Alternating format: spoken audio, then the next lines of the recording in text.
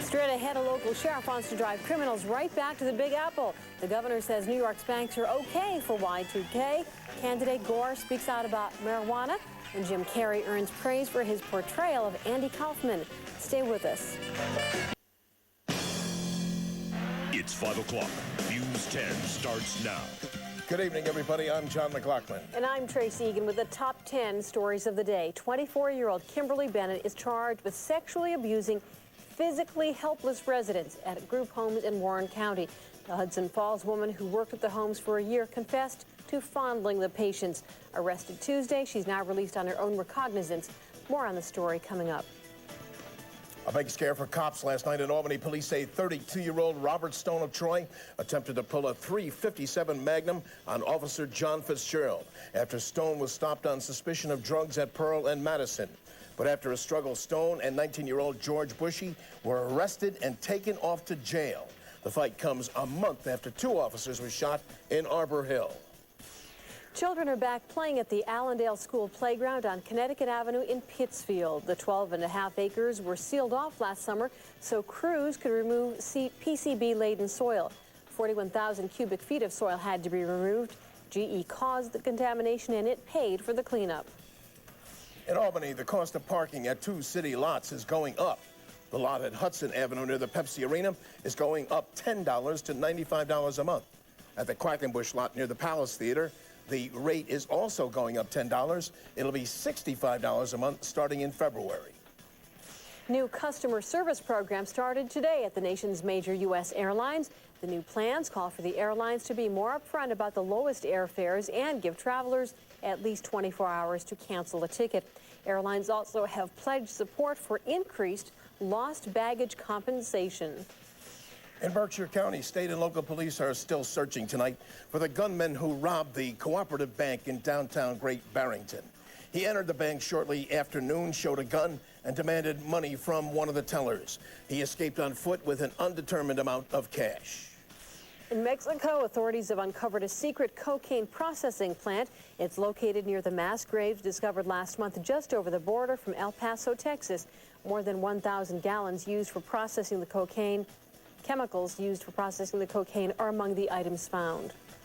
Well, like most federally chartered banks, Governor Pataki says state chartered banks such as Fleet Bank and Adirondack Trust, they are indeed Y2K ready. The governor is saying that deposits will be safe from computer glitches when the new year arrives. Vice President Al Gore says doctors ought to have the option of prescribing marijuana for treating illness. Gore's comments today parallel Democratic rival Bill Bradley. Bradley said 2 weeks ago medical marijuana should be legalized. Israeli settlers in the Golan Heights continue to demonstrate against Prime Minister Ehud Barak's plan to give back land to the Syrians. Israeli withdrawal is a key issue in peace talks between Israel and Syria, taking place right now in Washington. Now more on our top story. A Hudson Falls woman is charged with sexually abusing her physically and mentally handicapped patients. Charged in Warren County, authorities in Washington County are also looking into sex abuse charges against her.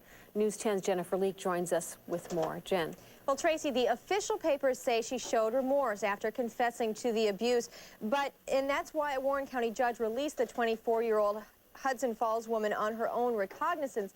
But despite any feelings of guilt or remorse, this woman is still in very serious trouble. Kimberly Bennett came forward December 3rd and admitted to her supervisors that she fondled several patients at the homes where she worked as a residential rehabilitation specialist, homes run by the Warren Washington Association for Retarded Citizens. After confessing, the ARC contacted the Warren County Sheriff's Department, which investigated and arrested Bennett yesterday. She now faces 3 felony charges because the victims were unable to consent or protect themselves.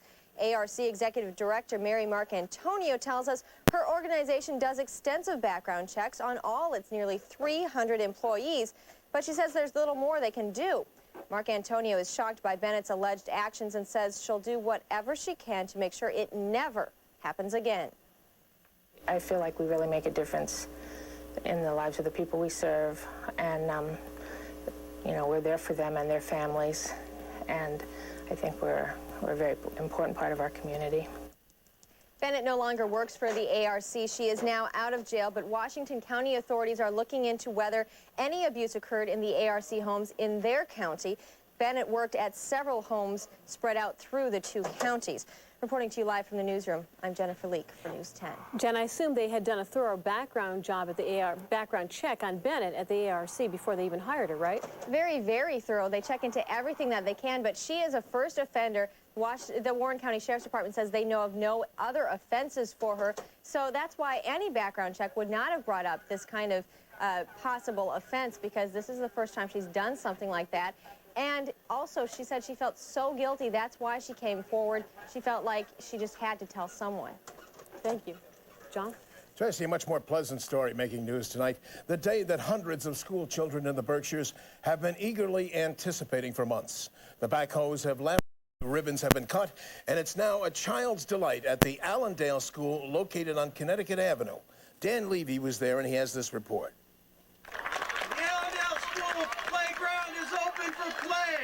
For the 435 students at Pittsfield's Allendale Elementary School, this new playground is a dream. I remember when I first came to Allendale, I was excited, overwhelmed, and a little scared of my surroundings.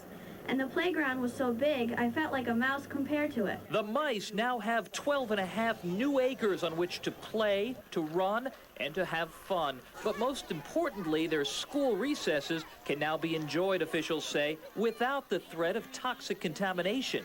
PCBs were first discovered underneath this playground in 1990. To clean it up, more than 41,000 cubic feet of soil were dug up and then removed. Some of that digging was 12 feet deep. The digging, the waiting, and the inconvenience lasted throughout the summer and several months into the school year. Now, General Electric's job on this site is complete. From a GE perspective, it was very, very gratifying to accomplish this feat. What a jewel, what a treasure. This is the finest ball field I've ever been associated with constructing. And you guys are going to benefit from that. I am very glad that our playground has had the PCBs taken out. It has taken a while, but it was worth the wait, as we can all see. It's a wait that has become a celebration, but it's also a reminder that big business and communities can coexist for the common good. Reporting to you from Pittsfield, Dan Levy, News 10. GE, of course, is still in the process of cleaning up PCB contamination at dozens of residential sites around Pittsfield. They're also continuing their cleanup of a 1.5 mile long stretch of the Housatonic River. Well, Chief Meteorologist Steve Caporizzo with the forecast next. He says the weather will be getting interesting later this week. And Julie Andrews, with her cherished gift taken from her, she heads off to court. That story later in the newscast.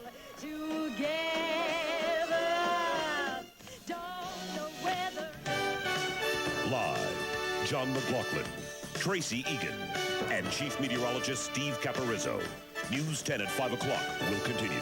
We report to you. Coming up, Chief Meteorologist Steve Caporizzo with your exclusive Doppler weather forecast. Tonight, can a crab shell help heal wounds? A new bandage from an unlikely source. Medical breakthroughs with Tracy Egan. News 10 at 5:30.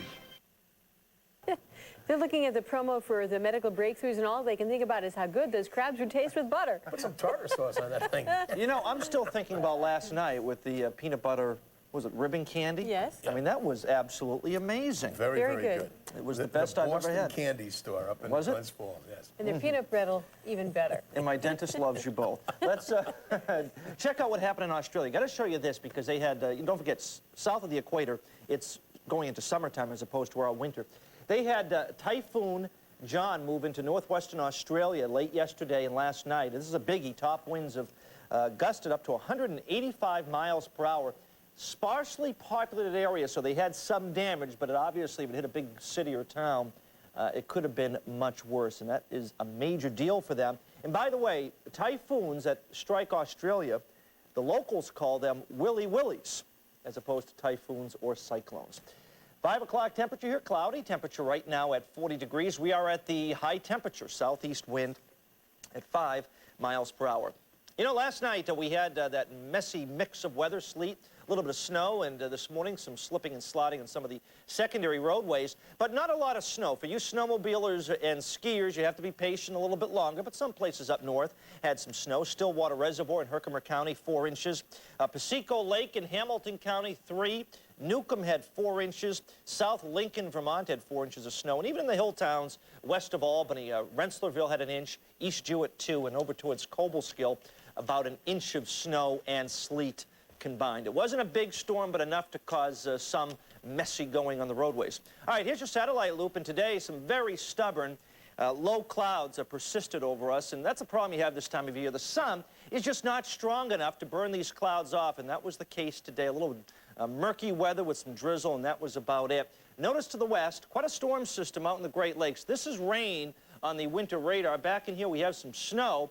So as this arrives tomorrow, it should be mild enough for some rain showers.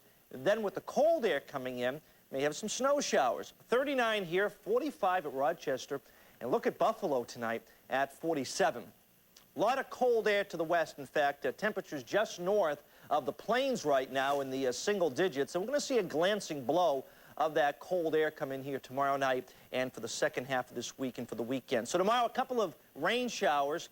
Then with the cold air coming in behind it, some snow flurries and snow showers, some heavy lake effect snow out towards Syracuse and Buffalo late tomorrow. All right, this evening, cloudy, some drizzle around, 35 to 40. Tonight, if you're doing some holiday shopping, for the most part above freezing, but a few places may have a little spotty freezing drizzle. Temperatures in the mid-30s. Tomorrow, mostly cloudy, a few rain showers late in the day, scattered flurries, 38 to 43 with a shifting wind.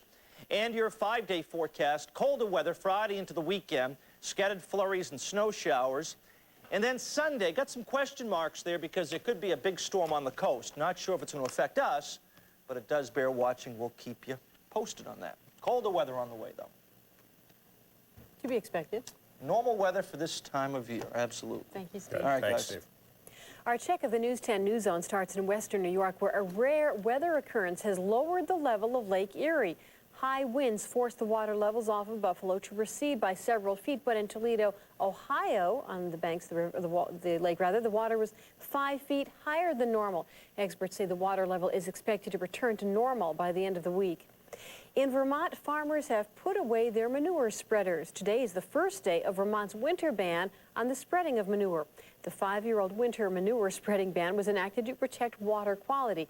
It ends April 1st.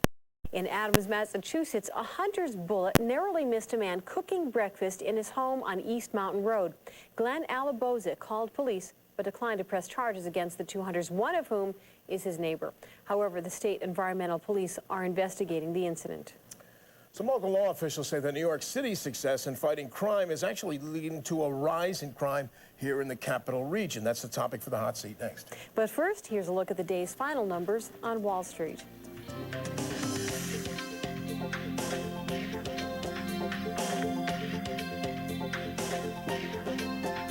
News 10 is sponsored by Affiliated Albany Orthopedic Surgeons. Question, answer, getting right to the point. Newsmakers in the know on the hot seat. Well, New York City, of course, is doing a good job fighting crime, but to police in the capital region, they may be doing too good of a job. They say that the crooks are being driven up here. Schenectady Sheriff Harry Baffardi says if New York City criminals end up here, he will drive them back where they came from. And Sheriff Baffardi, he joins us on